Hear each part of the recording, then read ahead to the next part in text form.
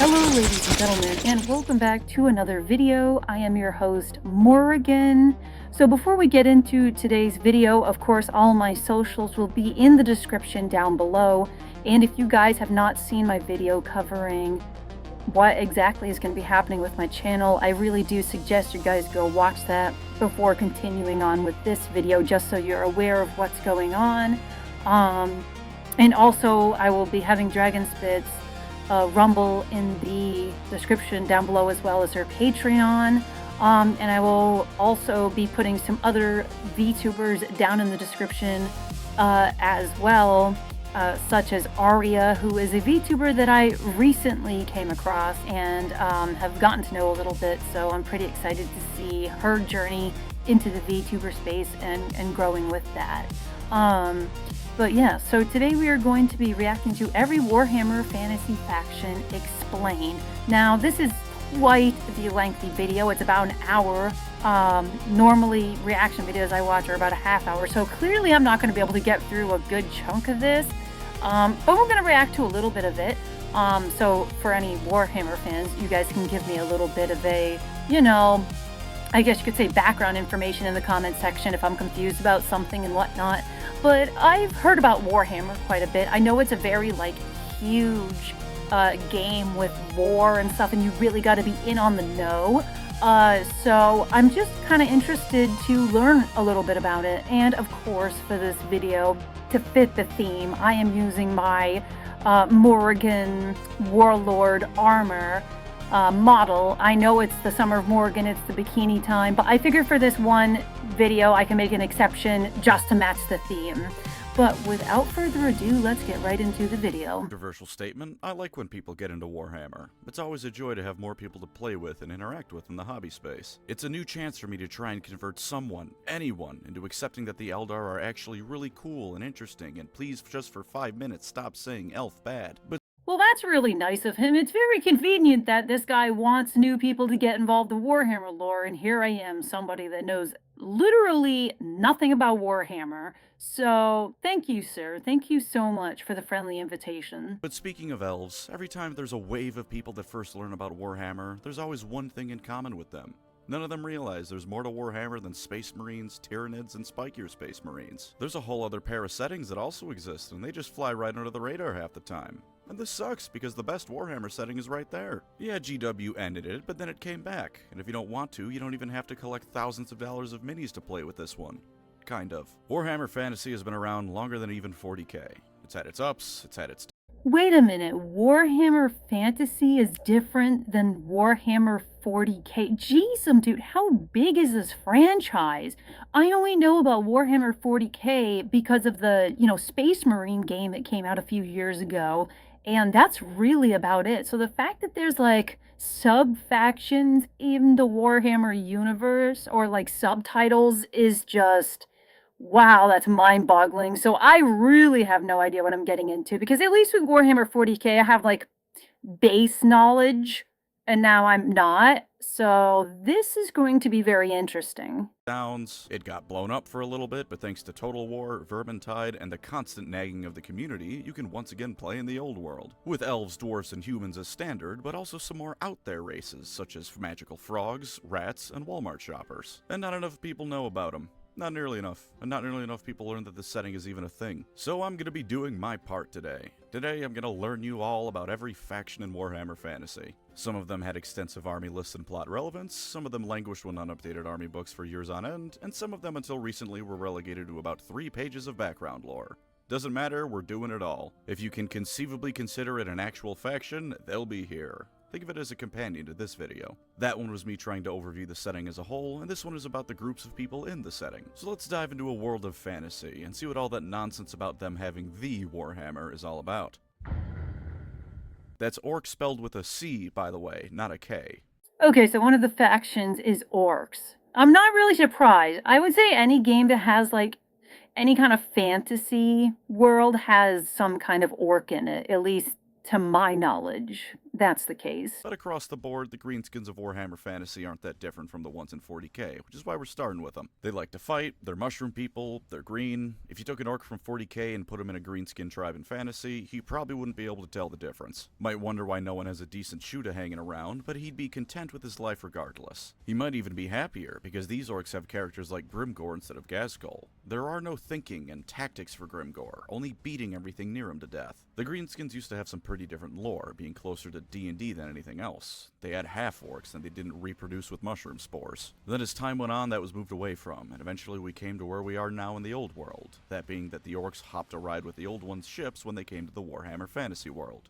More on them later. From there, they naturally began spreading out across the entire world. The Old Ones and their servants did their best to get rid of the orcs, as they did all other races they weren't quite fond of, but you can't get rid of the orcs once they're on a planet. It's just not possible. So nowadays... So are the orcs kind of like a race that like overpopulates like really quickly, kind of like bugs or something like that from Helldivers? At least that's what it kind of seems like, is like once the orcs are there, you can't get rid of them because they just repopulate so damn fast. At least that's kind of what I'm gauging so far from this video. If you wander around a given area long enough, chances are you'll find some greenskins kicking about, making things worse for whoever lives there. The orcs themselves are one of the biggest similarities between the two settings. The biggest guy is in charge of the tribe, and if you get a real big boss, he might be in charge of multiple tribes. And when you get a really big boss, you can get a whole proper WoW going. When this happens, you usually get a whole lot of dead humans and dwarfs. Painting something red still makes it go faster, painting it blue makes it luckier, and can block arrows from killing the blue-painted orc. And they still love looting. Not nearly as much as in 40k, but you can always find an orc in a tribe wearing dwarf plate armor, or wielding a human greatsword he grabbed off a corpse. They do have some more savage brethren who judge other orcs for using things like basic tools, or digging a pit to shit in rather than just letting it drop where you... So they basically have orcs that are like straight-up cavemen. That's always good to have in your army, is just the complete brutal ones that have like the lower brain function, you know? It's always good to have some of them around, I guess. Stand, but aside from being a bit more magical, those orcs aren't really all that different. Where you get the biggest change, though, is with the goblins. See, in 40k, grots are an entire species of plot irrelevance to... So goblins are a sub-faction of the orcs. Very interesting. You see, I would consider goblins in and of themselves like their own thing, but the fact that they're considered a part, of the orc hierarchy, I think, is very interesting. To the orcs. You'll get one like Makari once in a blue moon who are allowed to be in the shadow of the spotlight of a far more famous orc. But the goblins in Fantasy are an actual threat all by themselves. Sure, they're still cowardly and will refuse a stand-up fight unless they outnumber the enemy 40 to 1. Sure, they're still kicked around by the orcs and are used to do all the manual construction stuff. And sure, they're still slightly smarter than the orcs, so anything resembling any actual construction or research is done by them. But every now and then, not often, but every now and then, you get a goblin who's a cut above the rest. And when that happens, everyone's in trouble. The goblins are cunning little buggers. They know in a straight-up fight they're gonna lose, so they'll wait till the biggest orc around is sleeping and slit his throat, or poison his food, or convince him there's something shiny in a nearby cave filled with hungry trolls. And sometimes, if they're really insane, they'll overdose on literally magic mushrooms, and when they come back to reality, they've slaughtered every orc in charge in a manic frenzy. Now instead of a big green moron who just about knows which way is forward leading the army, you have someone like Skarsnik leading an orc army. A green little Sun Tzu who's gonna run circles around you and your entire military. Or you can get one that pretty much just lucks into the position, like Grom the Paunch, hallowed be his girth. Instead of being clever, he just got incredible. Wait a minute, did he just say girth out of nowhere? Like, bro, you can't just do that. You can't just say girth out of nowhere. Dude, that's like a crime. Lucky and was forced to eat troll meat. Instead of exploding, which is normally what happens when you do that, he just kept growing alongside it. 3 things happened. 1, he got so incredibly fat he'd beat rival orcs by sitting on them. 2, he became a legend among goblins everywhere, the alpha male fantasy they all wish they could be. And 3, he nearly ended the world by sailing from the equivalent of the Middle East or Africa to the middle of the Atlantic and destabilizing the High Elves. If you like grots but wish they could, do anything important ever, maybe take a look at the goblins. Their history really isn't anything special though, mostly because they're greenskins and what you see is what you get.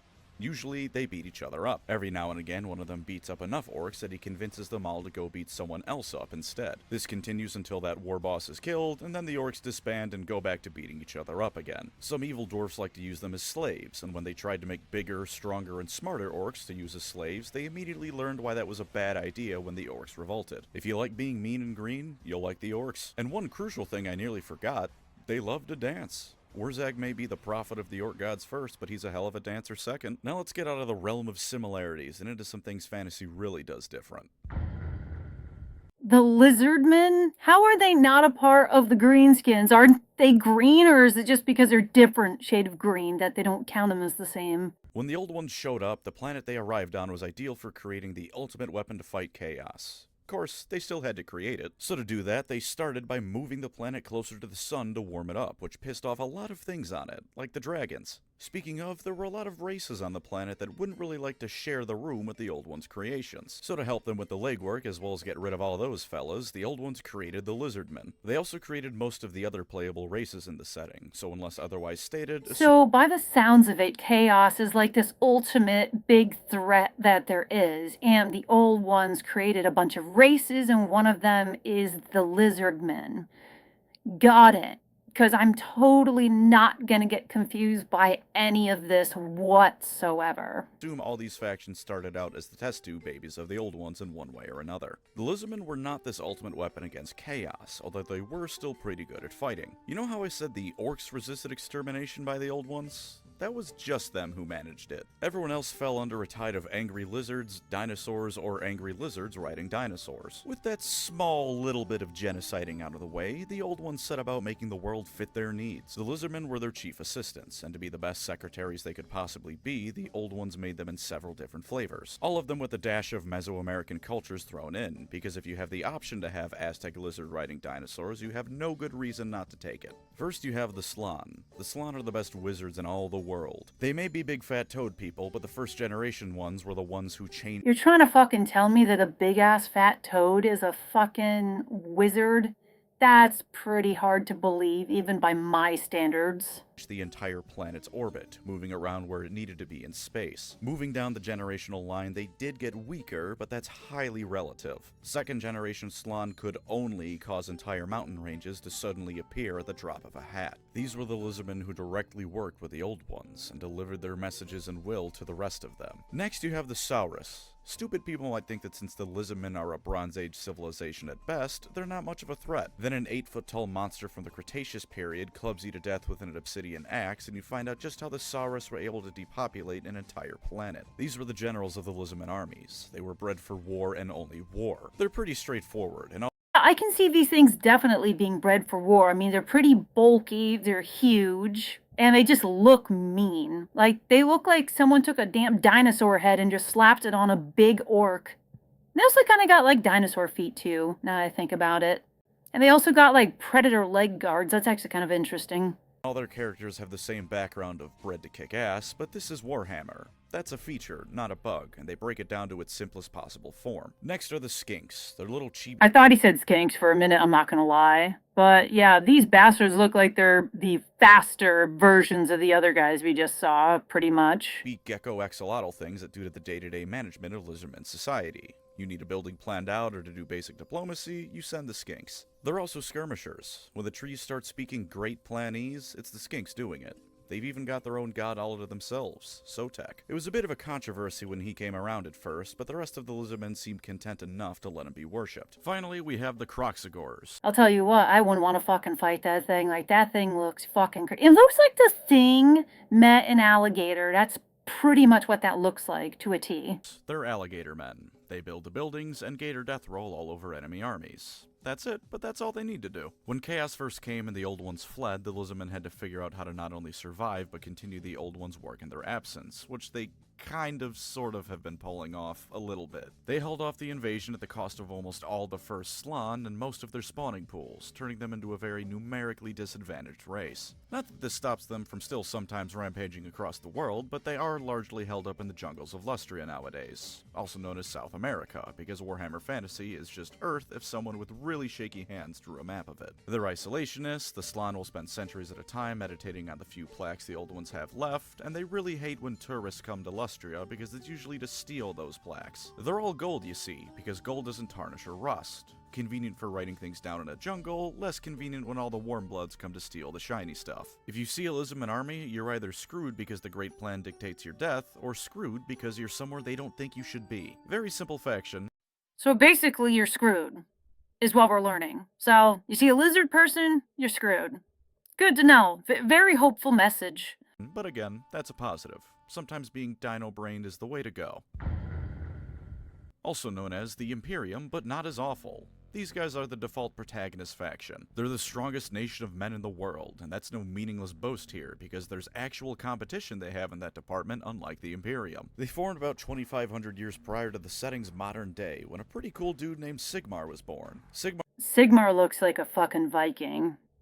So, I've always been interested about, like, human lore in Warhammer because, to be honest with you, it seems like it's all over the fucking place and kind of strapped together with a bungee cord, which, let me know if I'm right about that or not, but it seems like there's quite a few factions. All that I know is that there's, like, this one character that's, like, the Emperor, and, like, the Space Marines scream about him all the time. Like, that's one thing that I know about, and that's about really all I know about Warhammer. Sigmar had a dream, uniting the scattered tribes of barbarian into one unified nation of mankind, to drive back the darkness and bring peace to the land. He did this chiefly by beating up everyone who disagreed with him, but in fairness, most of them deserved it. If this sounds familiar, let me just remind you that this guy was here first. Plus, Sigmar realized that outright killing everyone just because they disagree with you is perhaps a bad idea that will lead to problems later down the line, so he settled for only beating them up. Sigmar didn't just beat up people, though. He also beat up a lot of orcs. Like, a whole lot of orcs. So many orcs that the dwarfs swore eternal friendship with mankind, because if Sigmar is so kick-ass, surely the rest of humanity can't be that bad either. He united most of the tribes of man in the area, and you better believe I'll come back to the most later, and formed the Empire of Man. 50 years later, he just up and left. A little bit after that, he became a god, and the Empire soon worshipped Sigmar. So bro brought a bunch of mankind factions together, then just fucking dipped and became a god?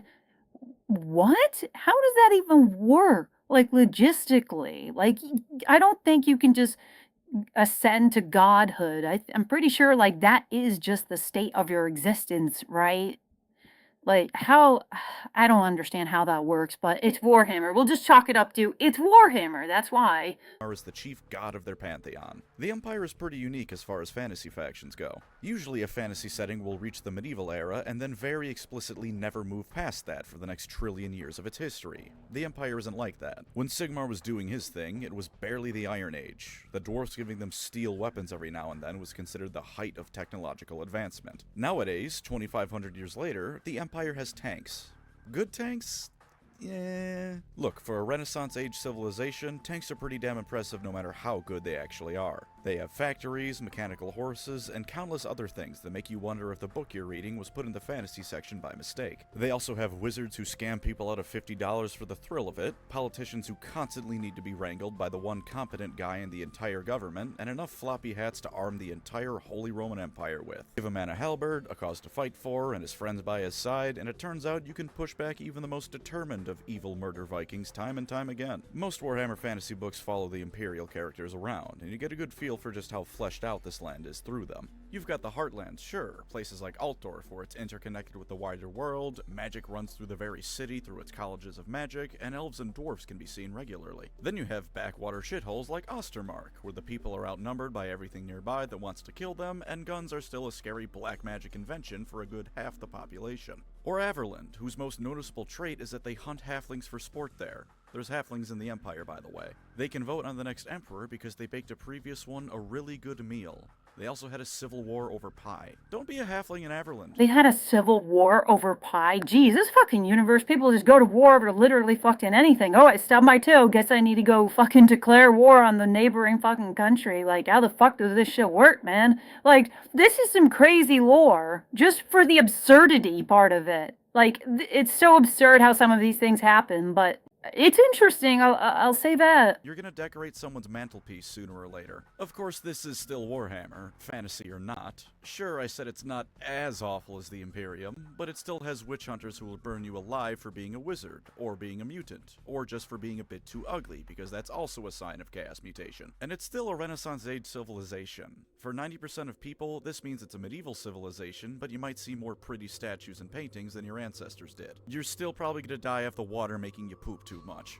They're bordered by the undead, beastmen are everywhere once you leave the city limits, and worst of all, they have people who have sex with horses for neighbors. The last part about people having sex with horses? Wow. They couldn't leave that one out of the Warhammer universe, really? They couldn't have left that one thing out? Come on.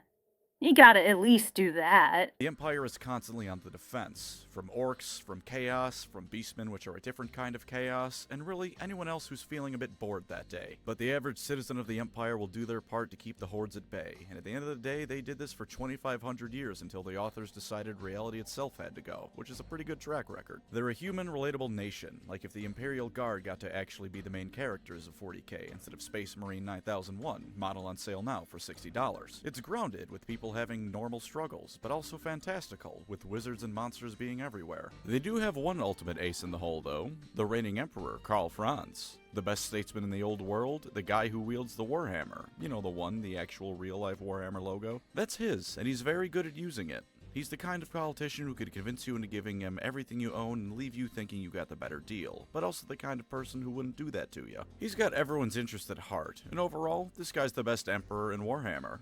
Not Warhammer Fantasy, Warhammer in general. Kiss my ass, corpse worshippers. This one can walk, talk, and beat you to death in the name of the Empire. If you like relatable So basically, this guy, this leader, is basically just him. He is him. That's pretty much what I'm getting from this, is he is him. Wow. Well, guys, that was about 15 to 16 minutes of Warhammer lore there. And remember, this is about an hour-long video. So, I mean, obviously, you know, I got stuff I gotta do, but that was very interesting. I will definitely have to check out the rest of this video on my own free time. But it was really interesting for the first few factions that I learned about. I'm glad I get to leave off on humanity, or one of the factions of humanity. So basically, we learned that if you end up meeting lizard people, you're screwed. Finding out that orcs and goblins are apparently a part of the same faction, but not lizard people somehow, even though they're all green. And we also learned that humankind pretty much has guns, tanks, and has the one emperor that actually is like a solid badass that doesn't try to fuck you over. And he has this big ass cool hammer, and he's really good at just beating the fuck out of you with it. So that's pretty much what we learned in this video.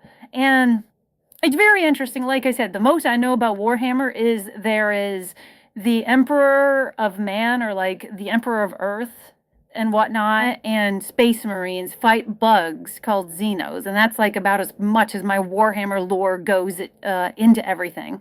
But I really got to say, I appreciate the suggestion for the video by the Superior Emperor. Very clearly, he is a Warhammer fan. This was someone in my Discord. They suggested this, and I'm really glad they did, because this is actually really interesting. So even though I won't be reacting to the full video on the channel, I will be reacting, I guess you could say, on my own time to the rest of this, and watching it on my own time. But this was really interesting, so thank you very much to the Superior Emperor for suggesting this in the Discord. But that will do it, ladies and gentlemen, for this Warhammer Fantasy Faction Explained video reaction. I hope you all enjoyed. I still am in the works of doing my video for Helldivers tomorrow, so that is something I plan on having out tomorrow at some point. But yeah, guys, thank you very much for watching, and I will catch you all in the next one.